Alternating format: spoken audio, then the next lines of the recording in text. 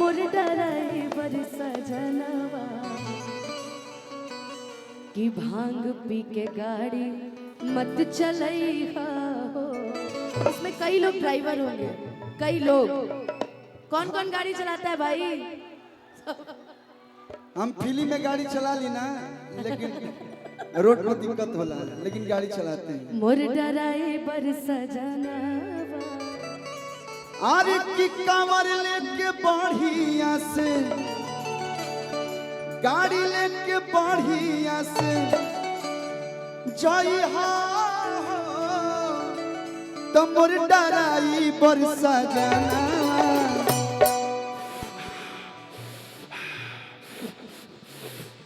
आज बाबा के नाम की बूटी लगेगा।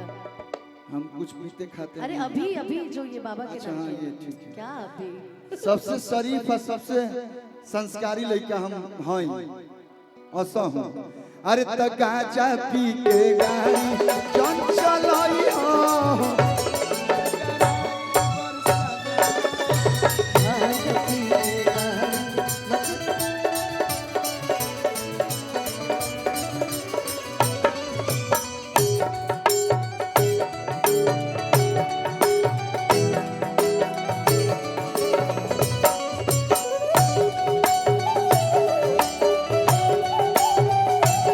मोर डराई बर सजनवा।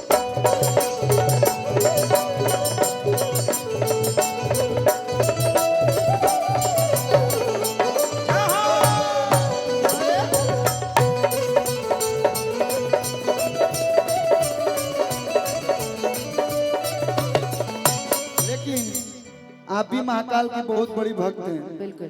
तो आपके लिए एक लाइन गाएंगे हाँ कि मथवा पटिका कोइले लाल के बिया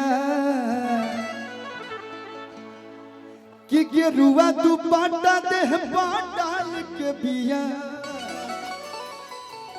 गेरुआ दुपट्टा देह डाल के बिया, मथवा पटिका कोइले लाल के बिया,